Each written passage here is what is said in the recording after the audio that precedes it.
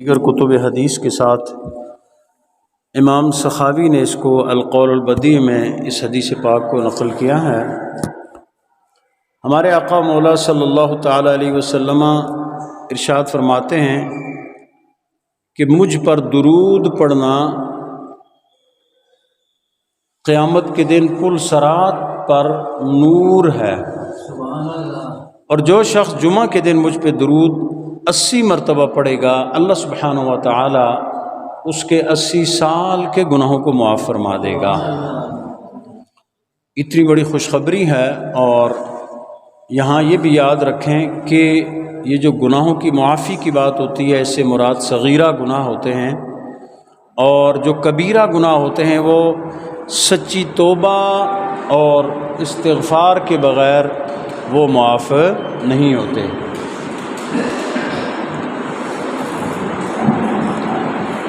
آج کا ماہ ربیع الاول شریف کا یہ پہلا جمعۃ المبارک ہے، اور ربیع الاول شریف کی 5 تاریخ ہے۔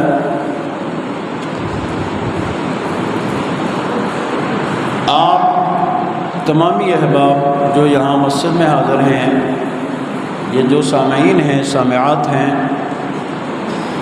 میں اپنی طرف سے سب کو اس مبارک مہینے کی اور اس میں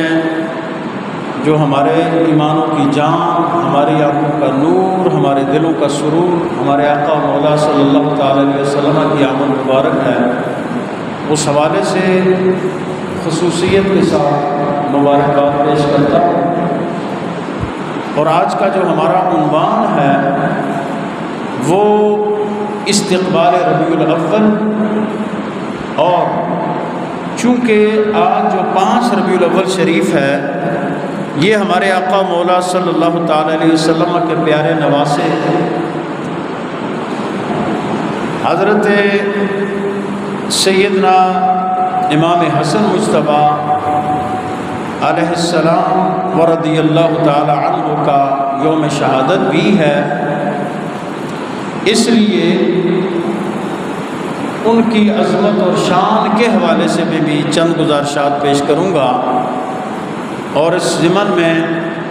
میں نے قرآن مجید فرقان حمید برہان رشید کی سورہ مبارکہ ابراہیم کی آیہ نمبر 5 کا ایک مختصر حصہ تلاوت کیا ہے، اور بخاری شریف کی مشہور روایت جو ہمارے آقا مولا صلی اللہ تعالی علیہ وسلم نے حضرت سیدنا امام حسن مجتبیٰ رضی اللہ تعالی عنہ کے حوالے سے آپ نے ارشاد فرمایا تھا، وہ آپ حضرات کے سامنے میں نے پڑھا ہے۔ اسی عنوان پہ آج ہم اس مختصر سی نشست میں انشاءاللہ گفتگو کریں گے، اور یہ بات بھی یاد رہے کہ یہ جو میں نے آپ کی خدمت میں ماہ ربیع الاول شریف کی مبارکباد پیش کی ہے، یہ کوئی فرض، واجب یا سنت یا مستحب نہیں ہے۔ ہمارے ہاں ایک چیز سوشل میڈیا پہ بہت چلتی ہے کہ جو سب سے پہلے ربیع الاول کی مبارکباد دے گا اس پہ جنت واجب ہو جاتی ہے۔ ایسا بالکل نہیں ہے، اور کسی بھی مہینے کی مبارکباد دینے سے یہ جنت واجب ہونے کا سوال ہی پیدا نہیں ہوتا، ایسا کوئی فرمان نہیں ہے، لہٰذا اس سے اجتناب کرنا چاہیے۔ ہاں، مبارکباد کا مطلب اگر برکت کی دعا ہو، کسی اپنے بھائی کو یا اپنے بھائیوں کو، اپنے معاشرے کے افراد کو مبارکباد دینے کا ایک مقصد تو یہ ہوتا ہے کہ یہ خوشی کا موقع ہوتا ہے، اور دوسرا یہ ہوتا ہے کہ مبارکباد کا مطلب ہے برکت کی دعا کرنا۔ تو آپ کسی بھی مسلمان بھائی کے لیے، بہن کے لیے برکت کی دعا کسی بھی وقت کر سکتے ہیں، اس میں کوئی حرج نہیں ہے، لیکن اس کو فرض یا واجب یا سنت موقدہ وغیرہ کے ضمن میں سمجھنا یہ بالکل درست نہیں ہے۔ اس لیے ہمیں اس بات کی اصلاح کرنی چاہیے، اور وہی نجات کا راستہ ہے، وہی فلاح کا راستہ ہے، وہی کامیابی کا راستہ ہے جو ہمارے آقا مولا صلی اللہ تعالیٰ علیہ وسلم کی سنت کا راستہ ہے۔ سنت سے ہٹ کے کوئی بھی کام کیا جائے گا وہ بارگاہ خداوندی میں ہرگز قبول نہیں ہوگا۔ جس چیز کی سنت میں مثال موجود نہ ہو، جس کام کی، اس کو اپنے طور سے شروع کر دینا یہ بالکل درست نہیں ہے۔ ہاں، جس چیز کی سنت مطہرہ میں میرے اور آپ کے آقا صلی اللہ تعالیٰ علیہ وسلم کا بڑا مشہور فرمان علی شان ہے، علیکم بسنتی و سنت خلفاء الراشدین المہدیین، کہ تمہارے اوپر لازم ہے کہ تم میری سنت کو بھی لازم سمجھو اور میرے خلفاء راشدین جو مہدیین ہیں، ہدایت کے راستے پر ہیں، ان کی سنت کو بھی لازم سمجھو۔ تو آج کی ہم اپنی ممدوح شخصیت میرے اور آپ کے آقا صلی اللہ تعالیٰ علیہ وسلم کے انتہائی پیارے نواسہ رسول، جگر گوشہ بطول،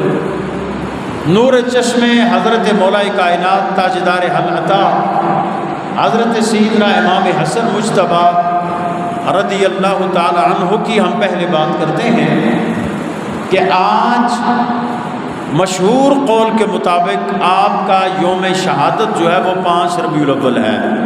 اگرچہ ایک قول کے مطابق 28 صفر جو ہے وہ آپ کا یوم شہادت ہے، لیکن بہرحال چاہے 28 صفر ہو یا 5 ربیع الاول ہو، یہ ہمارے آقا مولا صلی اللہ تعالیٰ علیہ وسلم کے اس پیارے نواسے کا تذکرہ ہم اپنی سعادت سمجھتے ہیں کہ جن کے بارے میں میرے اور آپ کے آقا صلی اللہ تعالیٰ علیہ وسلم نے ارشاد فرمایا، الحسن والحسین سیدا شباب اہل الجنہ، کہ حسن اور حسین جنت کے جوانوں کے سردار ہیں، اور حضور نے انہیں اپنا پھول قرار دیا، وہ میرے پھول ہیں، حضور نے فرمایا۔ اور یہ وہ خوش نصیب ہستیاں ہیں کہ جنہوں نے ہمارے آقا مولا صلی اللہ تعالیٰ علیہ وسلم کے مبارک کندھوں پہ سواری کی ہے۔ حضور نے ان کے لیے خطبہ چھوڑ کے میرے اور آپ کے آقا صلی اللہ تعالیٰ علیہ وسلم ایک مرتبہ خطبہ ارشاد فرما رہے تھے، تو آپ نے دیکھا کہ حضرات حسنین کریمین بچپنے کی حالت ہے، گرتے پڑتے جیسے بچہ آتا ہے، وہ مسجد میں آ رہے ہیں، حضور خطبہ منبر پہ ارشاد فرما رہے ہیں، اور حضرات حسنین کریمین کا بالکل چونکہ بچپنا ہے، تو آقا کریم صلی اللہ تعالیٰ علیہ وسلم نے خطبہ ارشاد فرمانا چھوڑ دیا، آپ منبر سے نیچے اترے، جا کے ان کو لے کے اور اپنی مبارک گود میں بٹھایا، یعنی اتنی ان کی عزت افزائی حضور نے فرمائی۔ اور میرے اور آپ کے آقا صلی اللہ تعالیٰ علیہ وسلم کی یہ سیرت کا بڑا روشن پہلو ہے بچوں سے محبت کرنا۔ ہمارے ہاں آج کل مطلب زیادہ تر یہی ہوتا ہے، اول تو ہمارا ماحول ہی ایسا ہے ماشاءاللہ کہ ہمارے ہاں بچے مسجد میں آتے ہی نہیں ہیں، اور اگر کوئی آ جائے تو ظاہر ہے بچے تو بچے ہوتے ہیں، اگرچہ بہت چھوٹا بچہ جو ہے اس کو مسجد میں لانا درست نہیں ہے۔ یہ ہمارے آقا صلی اللہ علیہ وسلم کا فرمان ہے کہ مسجد کو نادان بچوں، یعنی جو بہت چھوٹے ہوں اور جو پاگل ہوں، ان سے پاک رکھو، یعنی ان کو مسجد میں نہیں لانا چاہیے، کیونکہ جو بندہ ہوش و حواس سے بیگانہ ہے، پاگل ہے، اس پہ تو شریعت کا اطلاق نہیں ہوتا، کیا پتہ ہے کہ اس کی کیسی حالت ہو اور وہ مسجد میں آ رہا ہو۔ اسی طرح جو بہت چھوٹے نادان بچے ہیں ان کو بھی مسجد میں نہیں لانا چاہیے، البتہ جو بچے کم از کم 6-7 سال سے اوپر کے ہوں، ان بچوں کو، جیسے کہ شریعت میں حکم ہے بچہ 7 سال کا ہو اس کو نماز سکھاؤ، ان کو مسجد میں لانا چاہیے اور وہ مسجد میں ضرور آئیں۔ لیکن ہمارا جو عمومی رویہ ان بچوں کے ساتھ ہوتا ہے وہ بڑا سخت ہوتا ہے، اگر کوئی بچہ تھوڑی سی گڑبڑ کر دے تو سارے کے سارے بھی اسے ہی گھورنے لگتے ہیں، ڈانٹتے بھی ہیں بعض اوقات، جس سے بچہ بددل ہو جاتا ہے، اس کے دل میں مطلب ایک عجیب سی کیفیت پیدا ہو جاتی ہے کہ یہاں جانا تو ٹھیک نہیں ہے کیونکہ یہاں مجھے ڈانٹ پڑتی ہے۔ تو اس لیے اگر بچے سے کوئی غلطی ہو بھی جائے تو بڑی محبت کے ساتھ اس کو مطلب اس کی طرف توجہ دلانی چاہیے کہ یہ مسجد ہے، اللہ کا گھر ہے، اس کا اتنا ادب ہے وغیرہ وغیرہ۔ عرض بھی یہ کر رہا تھا کہ ہمارے آقا صلی اللہ علیہ وسلم عمومی طور پہ یہ آپ کی سیرت کا بڑا ایک بہترین اور خوبصورت پہلو میں سے ایک پہلو ہے کہ آپ بچوں کے ساتھ بہت ہی شفقت فرمایا کرتے تھے، لیکن حضرات حسنین کریمین چونکہ مصطفیٰ کریم صلی اللہ تعالیٰ علیہ وسلم کی ذات کا بھی مظہر تھے اور آپ کی صفات کا بھی مظہر تھے، اس لیے ان سے حضور صلی اللہ تعالیٰ علیہ وسلم کی شفقت ایک گنا الگ قسم کی تھی۔ اور پھر جو ہمارے آقا صلی اللہ علیہ وسلم کی جو اولاد کا سلسلہ چلا ہے وہ حضرات حسنین کریمین سے ہی چلا ہے، کیونکہ اللہ کو اپنے محبوب سے محبت اتنی ہے کہ اللہ نے اپنے محبوب کے لیے اپنے نظام کو ہی بدل دیا، اپنے ایک قاعدے اور قانون کو ہی بدل دیا۔ قاعدہ اور قانون یہ ہے کہ انسان کی جو نسل کا سلسلہ ہے وہ مرد سے چلتا ہے، وہ والد کی طرف سے چلتا ہے، لیکن ہمارے آقا مولا صلی اللہ بیٹے کی طرف سے چلتا ہے، لیکن ہمارے آقا مولا صلی اللہ تعالیٰ علیہ وسلم اللہ نے ایک خاص حکمت کے تحت جو آپ کے شہزادگان تھے ان کو اللہ نے بچپن میں ہی وصال عطا فرما دیا تھا، یہ اللہ کی ایک خاص حکمت تھی۔ تو اس لیے آپ کی جو اولاد کا سلسلہ ہے وہ آپ کی حقیقی جو اولاد کا سلسلہ جس کو حقیقی اولاد کہہ سکتے ہیں وہ حضرات حسنین کریمین سے ہی چلا ہے، اور حضرت سیدنا علی رضی اللہ تعالی عنہ وکرم اللہ تعالی وجہہ الکریم کی وہ اولاد جو حضرت سیدہ طیبہ طاہرہ خاتون جنت حضرت سیدہ فاطمہ الزہرا سلام اللہ علیہا سے ہے۔ سید کا اطلاق، اولاد رسول کا اطلاق صرف اس اولاد پہ ہوتا ہے، باقی جو حضرت مولا علی کی اولاد ہے وہ سید نہیں کہلاتے، ان کو علوی کہتے ہیں۔ یہاں یہ بھی ایک مغالطہ دور ہونا چاہیے کہ بعض لوگ اس معاملے کو بہت ہی عجیب اور الٹا رنگ دیتے ہیں جس کا یہاں موقع نہیں ہے بیان کرنے کا، لیکن یہ یاد رکھیں کہ اللہ نے اپنے محبوب کریم کے لیے اپنے اصول کو تبدیل کر دیا اور بجائے بیٹے کے نسل چلانے کے آپ کی سب سے چھوٹی صاحبزادی سے آپ کی نسل کا سلسلہ چلایا۔ تو اس لیے حضرت امام حسن مجتبیٰ رضی اللہ تعالی عنہ کی شان ہی ایک الگ حیثیت رکھتی ہے۔ آپ کے بارے میں جو ہمارے آقا مولا صلی اللہ تعالی علیہ وسلم، چونکہ آپ مطلب اس وقت بچپنا تھا جب حضور کا وصال مبارک ہوا، تو اس کے باوجود بھی آپ نے بہت سی ایک دعائے قنوت پڑھی جاتی ہے نا، اللہم اہدنی فی من ہدیت وعافنی فی من عافیت وتولنی فی من تولیت، یہ آخر تک جو دعائے قنوت پڑھی جاتی ہے اس کو حضرت امام حسن مجتبیٰ نے روایت کی ہے اپنے نانا جان سے،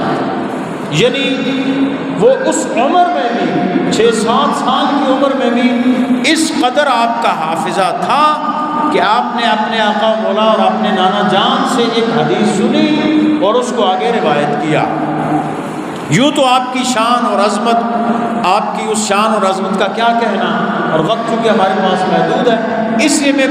وہی حدیث پاک اور اس کا ترجمہ پیش کر رہا ہوں کہ جو ہمارے آقا مولا صلی اللہ علیہ وسلم کا مبارک فرمان میں نے خطبے کے دوران پڑھا۔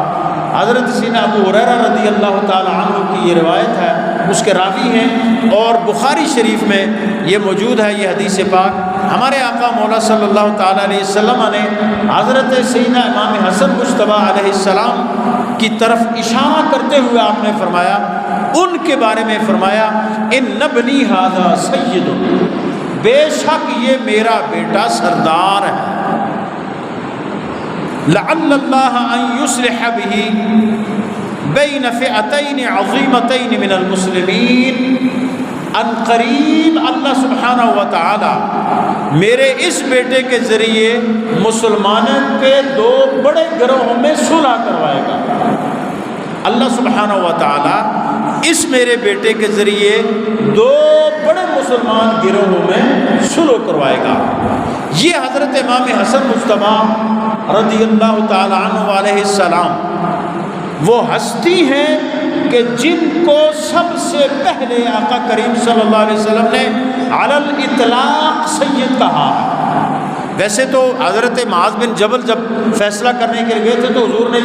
ان سے فرمایا تھا یہود سے، کیونکہ وہ ان کے بھی سردار رہے تھے، قوموا الی سیدکم۔ یہ ہمارے معاشرے میں ایک بات ہے نا، لوگ کہتے ہیں نا جی کسی کے لیے اگر کھڑے ہو گئے تو یہ تو شرک ہو جائے گا، تعظیم کے لیے کھڑے ہونے کے لوگ، یہ صحیح حدیث ہے بھائی۔ حضور نے اس وقت جس قوم کا فیصلہ کرنے کے لیے حضرت سعد بن معاذ آ رہے تھے، حضرت سعد بن معاذ کے بارے میں حضور نے فرمایا تھا قوموا الی سیدکم، اپنے سردار کی تعظیم کے لیے کھڑے ہو جاؤ۔ قوموا الی سیدکم، اپنے سردار کی تعظیم کے لیے کھڑے ہو جاؤ۔ اور سردار کون تھے؟ حضرت سعد بن معاذ رضی اللہ تعالی عنہ۔ لیکن ان کو صرف اس قبیلے، اور وہ چونکہ یہود کے قبیلے کے سردار رہ چکے تھے، پھر انصار کے وہ سردار تھے، تو ان کو سید کہا گیا۔ لیکن علی الاطلاق آج ہم رسول اللہ صلی اللہ علیہ وسلم کی اولاد کو سید کہتے ہیں نا، تو بعض لوگ کہتے ہیں یہ سارے سید ہی تھے ٹر کا آ رہے ہیں، ادھر پر عرب میں کوئی نہیں رہا، مطلب ایک طنز کرتے ہیں نا بعض لوگ۔ تو عرب میں جو سادات ہیں ان کو شریف کہا جاتا ہے، جیسے ہم یہاں کہتے ہیں نا، مطلب موڑا شریف، گولڑا شریف، کیاں شریف،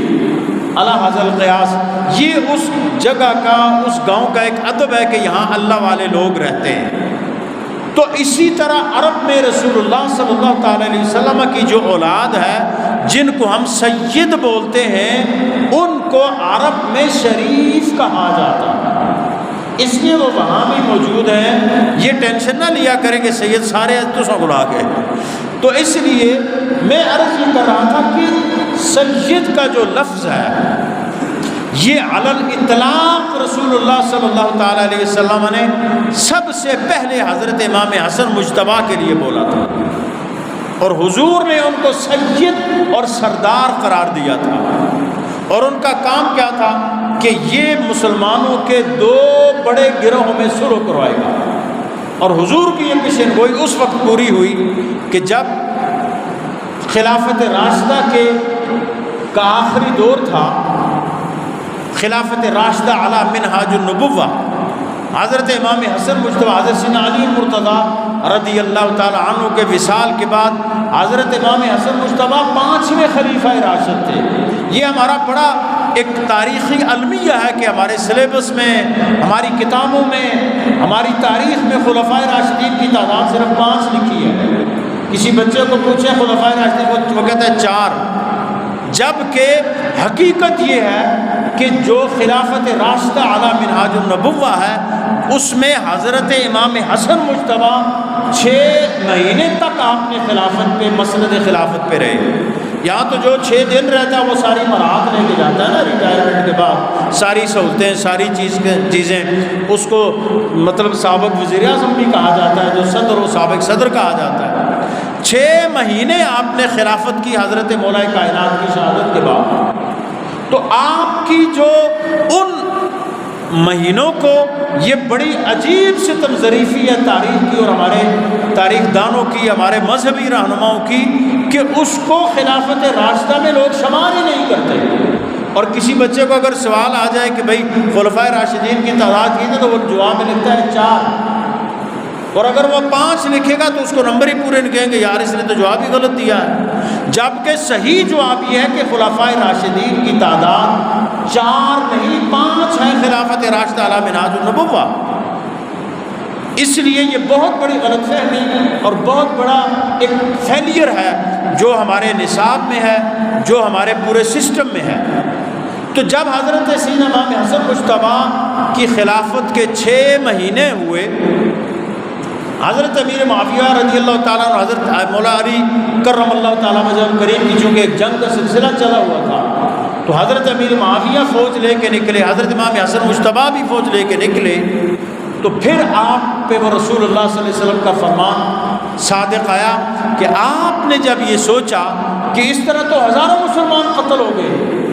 تو آپ نے کیا کیا، حضرت سیدنا امیر معاویہ رضی اللہ تعالی عنہ کو لکھا کہ میں تم سے جنگ نہیں کرنا چاہتا اس لیے کہ مسلمانوں کا دونوں طرف سے خون بہہ رہا۔ تو حضرت سیدنا امیر معاویہ رضی اللہ تعالیٰ عنہ نے آپ کے حکم پہ سر خم تسلیم کیا اور ایک سفید کاغذ بھیجا کہ حضور آپ اس پہ جو چاہیں شرائط لکھیں، مجھے آپ کی ہر شرط منظور ہے۔ پھر آپ نے جو شرائط لکھی اس پہ آپ کی صلح ہوئی، اور یہاں پہ ایسا نہیں ہے کہ حضرت امیر معاویہ کی آپ نے بیعت کر لی، بیعت رسول اللہ صلی اللہ علیہ وسلم کے گھرانے کی سارے لوگ کرتے ہیں، یہ بالکل نان سینس اور بالکل عقل سے باہر کی بات ہے۔ آپ نے حضرت امیر معاویہ کو خلافت عطا کی، آپ نے حضرت امیر معاویہ کو خلافت بخشی، یہ بالکل مطلب ہے، یہ جہالت کی بات ہے کوئی یہ کہے کہ رسول اللہ صلی اللہ علیہ وسلم کے اس لاڈلے شہزادے نے، ہاں بیعت کا اگر یہ مطلب لیا جائے کہ انہوں نے ان کی حکومت کو تسلیم کیا ہے یا جس طرح ووٹ دینا کہا جاتا ہے تو وہ کیا ہے، لیکن رسول اللہ صلی اللہ علیہ وسلم کا خاندان سب کا پیر ہے، حضور کے خاندان کا کوئی پیر نہیں ہے۔ اس غلط فہمی کو دور کر لینا چاہیے۔ ہمارے پاس مطلب ہے جو انتہا پسند ذہن کے ہوتے ہیں، کوئی ادھر ہوتے ہیں کوئی ادھر ہوتے ہیں، یہ سارے معاملات کو خراب کرتے ہیں۔ اصل اور معتدل راستہ یہ ہے کہ حضرت امیر معاویہ رضی اللہ تعالی عنہ کو حضرت امام حسن مجتبیٰ نے خلافت تفویض کی، آپ کو خلافت عطا کی، حضرت امیر معاویہ رضی اللہ تعالیٰ نے آپ کی شرائط پہ صلح کی، اور یوں ہمارے آقا مولا صلی اللہ تعالی علیہ وسلم کا وہ فرمان پورا ہوا کہ جس کے تحت آپ نے فرمایا تھا ان ابنی ھذا سید، یہ میرا بیٹا سردار ہے۔ پھر مسلمانوں کا وہ دور شروع ہوا، حضرت امیر معاویہ رضی اللہ تعالیٰ عنہ کا دور حکومت جو تھا، اولین بادشاہ اسلام، خلافت راشدہ علی منہاج النبوہ، اس کو بالکل نہیں کہا جاتا، نہ کہا جا سکتا ہے۔ مسلمانوں کے خلیفہ راشد تھے بہی معنی کہ حضور کا ہر صحابی راشد اور مرشد ہے، اس معنی پہ تو ہم خلیفہ راشد کہہ سکتے ہیں، لیکن خلافت راشدہ علی منہاج النبوہ ہرگز آپ کا دور نہیں تھا، آپ کا دور بادشاہانہ تھا، اور مسلمانوں کا ایک اعتبار سے سنہرا دور تھا کہ کوئی جنگ و جدل نہیں تھی، امن و امان تھا، مسلم سلطنت پھیلتی جا رہی تھی۔ حضرت امیر معاویہ رضی اللہ تعالیٰ عنہ نے جو فتوحات حاصل کی وہ لامحدود اور بے شمار ہیں، لیکن یہ سب احسان پوری امت پہ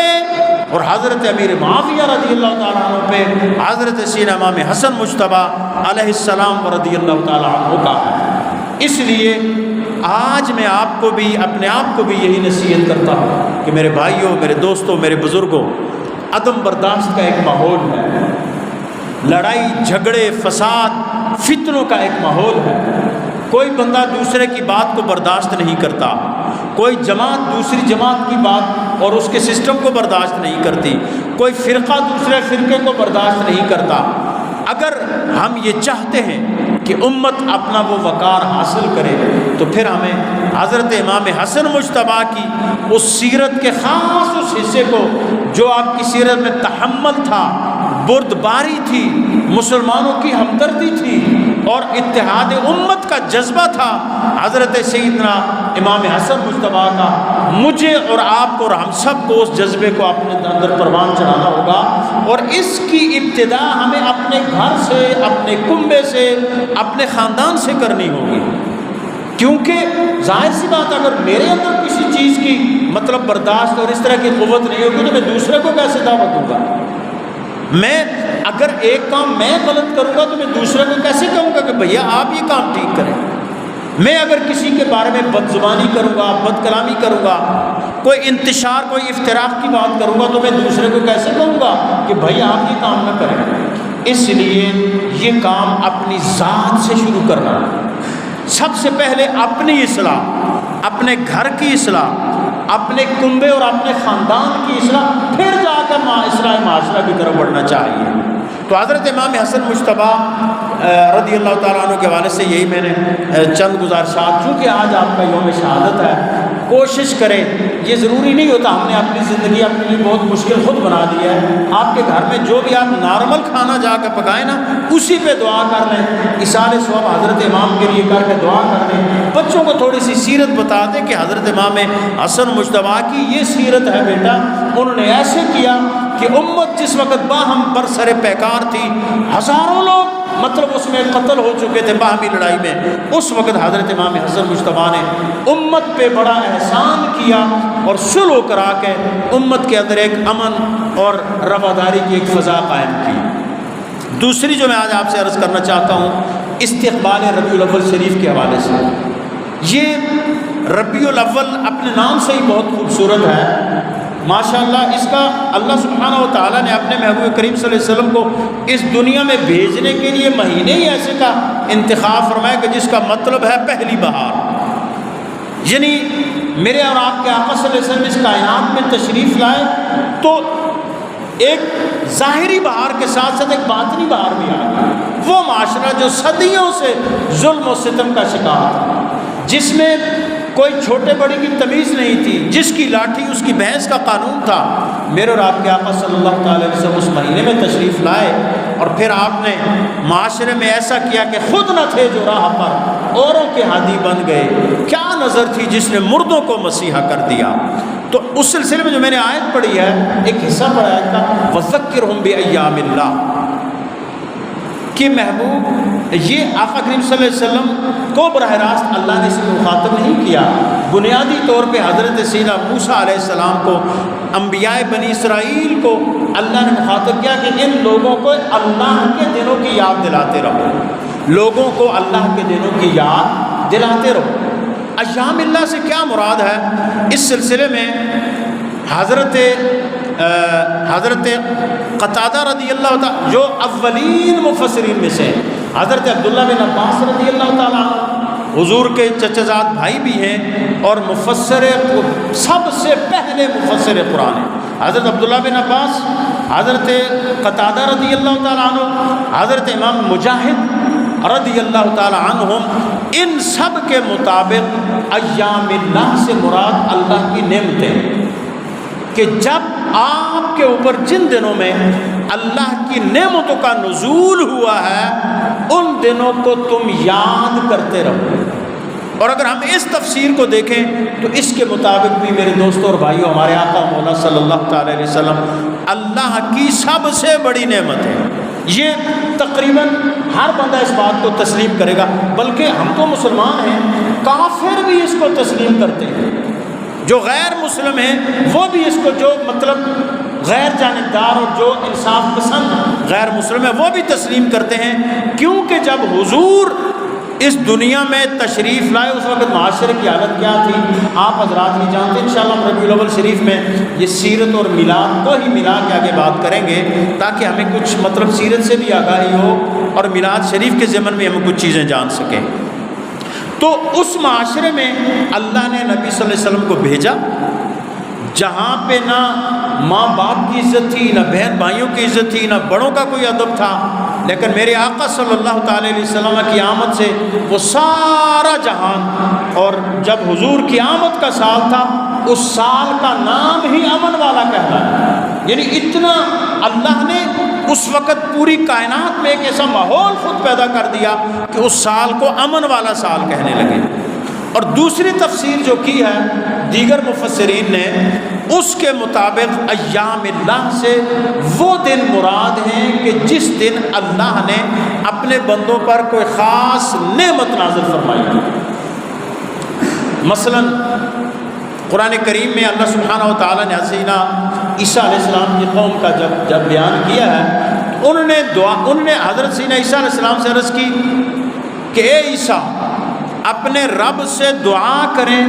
کہ وہ ہمارے لیے مائدہ یعنی آسمانی کھانا نازل کرے. تو عیسیٰ علیہ السلام نے دعا کیا کی تھی, اللہم انزل علینا مائدۃ من السماء تکون لنا عیدا لاولنا وآخرنا. یا اللہ ہمارے اوپر آسمانی کھانا نازل فرما تاکہ وہ ہمارے اگلوں اور پچھلوں کے لیے عید بن جائے. عید مطلب خوشی کا دن, تو ہمارے پاس دوستوں سے بھی پرابلم شروع ہو جاتی ہے کہ عیدیں تو 2 ہیں تو یہ تیسری کہاں سے آ گئی. بہرحال اس بات کو چھوڑیں, ہم مطلب ایک وہ سیکوینس میں جا رہے ہیں, اسی میں بات کرنا چاہوں گا کہ عید کا دن قرار دیا آسمانی کھانا نازل ہونے کو, یا جس طرح سیدنا موسیٰ علیہ السلام کی جو قوم تھی بنی اسرائیل, اس پہ آسمانی کھانا من و سلوہ نازل ہوتا تھا. یعنی اللہ نے ان کا اتنا اکرام کیا تھا. اب ہمیں نا بھائی سبزی کون سی خریدیں, مہنگی ہو گئی ہے, آٹا مہنگا ہو گیا ہے, سارا کچھ مہنگا ہو گیا ہے, سستی موت بھی نہیں رہی. ویسے موت کو بھی ہم نے ماشاءاللہ سستا نہیں رہنے دیا. کوئی بندہ مر بھی جاتا ہے تو وہ گھر والے معاشی طور پہ مر جاتے ہیں بیچارے, یہ فلاں تکلف, وہ تکلف, یہ تکلف, وہ تکلف, اور پتہ نہیں ہم کن کن تکلفات میں پڑ گئے ہیں. تو ہم تو یہی دن رات فکر رہتی ہے کہ یار گھر میں آٹا نہیں, آٹا آئے گا تو ہم آدھی رات کو لائن لگائیں گے. کیسی وہ خوش قسمت قوم تھی, بیٹھے بٹھائے مزے کرو, آسمان سے کھانا نازل ہو رہا ہے, کھا رہے ہیں مزے سے جناب. ظاہر سی بات ہے اللہ کی نعمت ہے.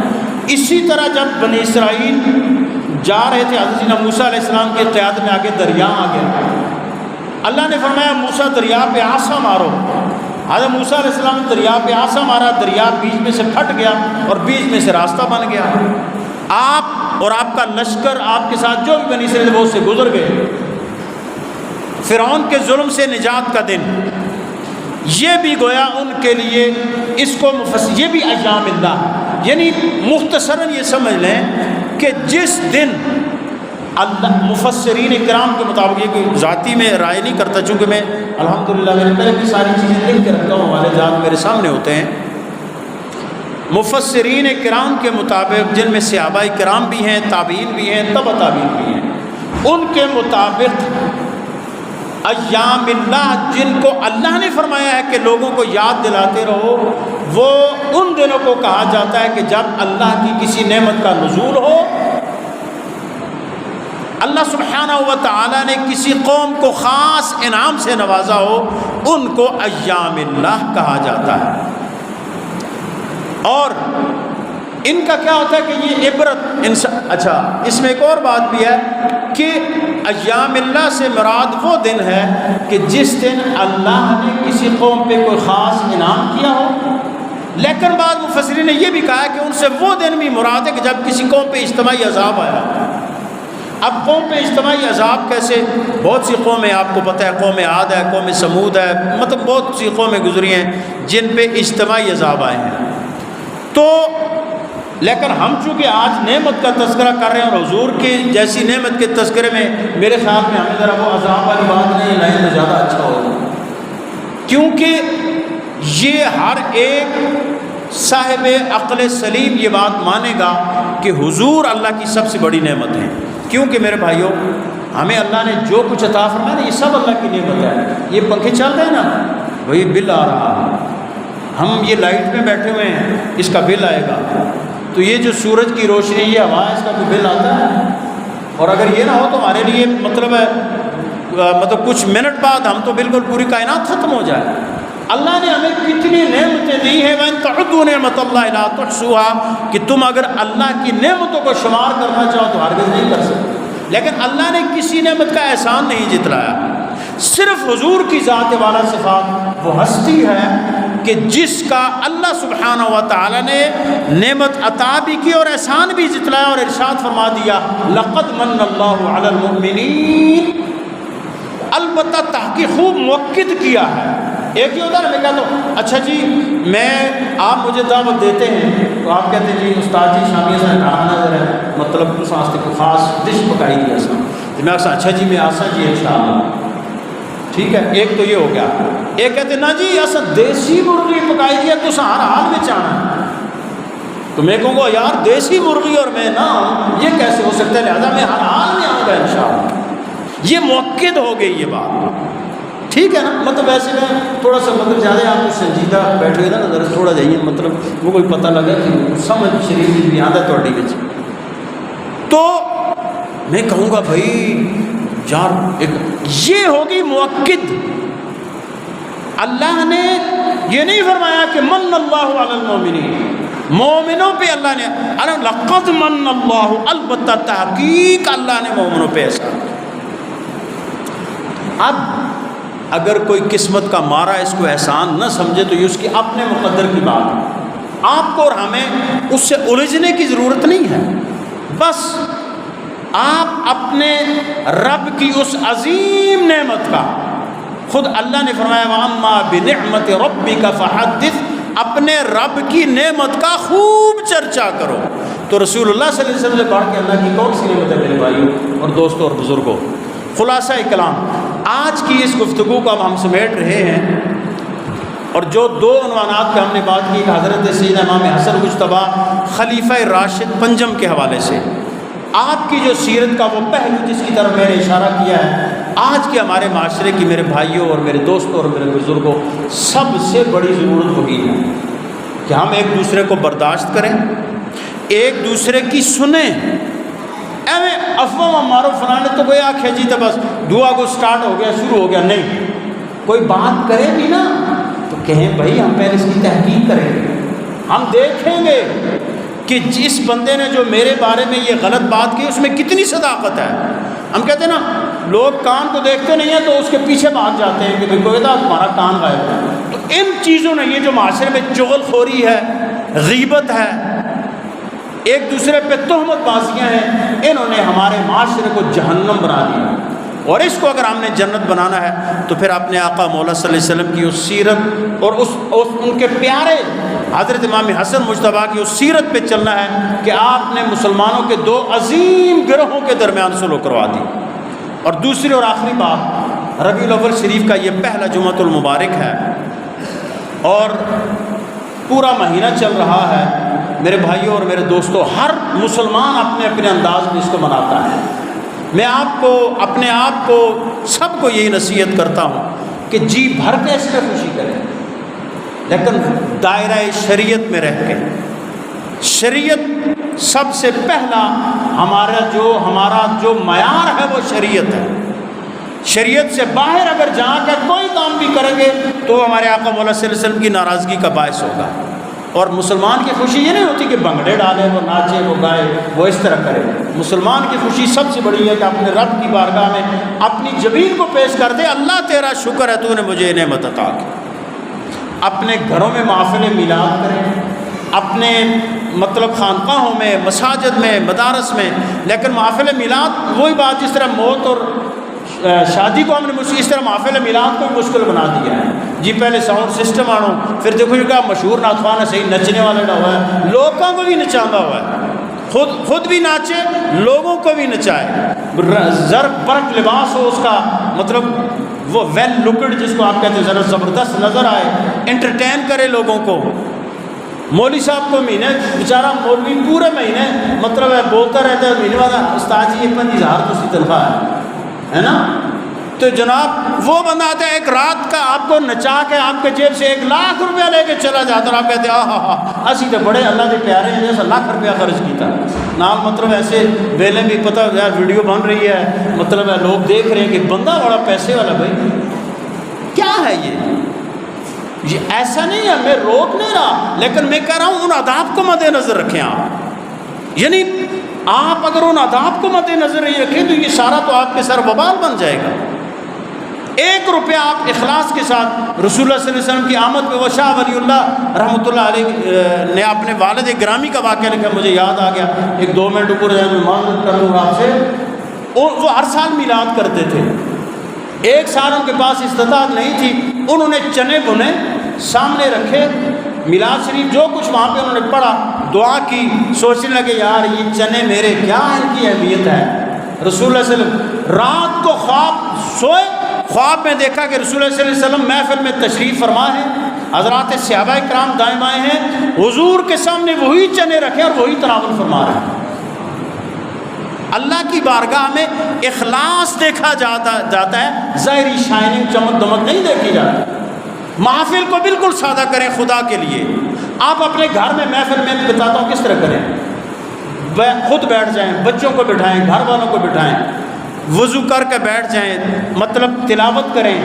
کوئی کسی بچے سے نعت شریف پڑھوا دیں، سیرت کی کوئی بھی کتاب سامنے نکالیں،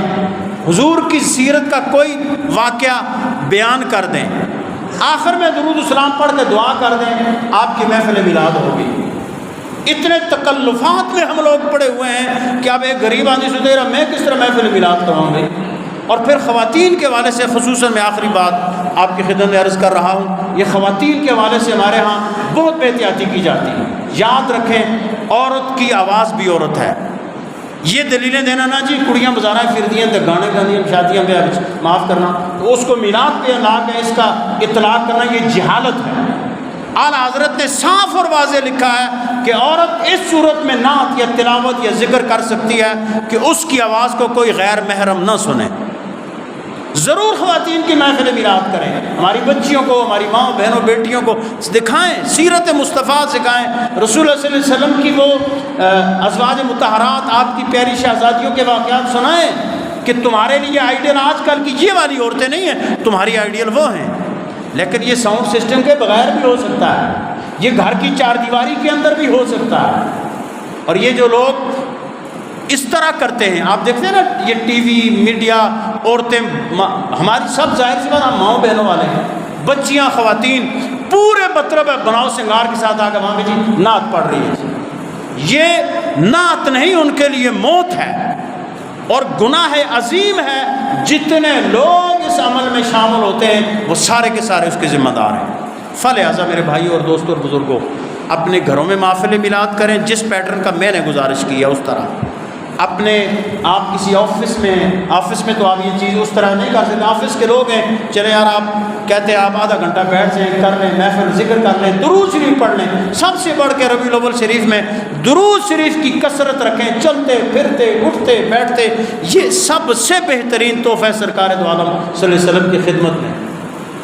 یہ جو ہم مطلب بہت زیادہ تکلفات ان سے بچتے ہوئے آپ سب حضرات سے میری یہ گزارش ہے، جو سامعین ہیں، جو حاضرین ہیں، جو کیونکہ میرے بیان سوشل میڈیا کے ذریعے بھی پہنچتے ہیں حضرات لوگوں تک، یہ میں نے اپنے دل کا درد رکھا ہے آپ کے سامنے. یقین مانے ایسی باتوں نے ہمیں بالکل ایک مطلب مصنوعی ایک انسان بنا دیا ہے. وہ اندر جو ہماری ایک مطلب جو حقیقت ہونی چاہیے وہ کہیں چھپ گئی ہے. تو میرے بھائیوں اور دوستوں اور بزرگوں، میلاد شریف کے اس پیغام کو یاد رکھیں. اللہ سبحانہ و تعالیٰ سے دعا ہے کہ وہ ہمیں آقا کریم صلی اللہ تعالیٰ علیہ وسلم کی سیرت مطہرہ اور آپ کے میلاد شریف کے جملہ تقاضوں کو پورا کرنے کی توفیق عطا فرمائے. وما توفیقی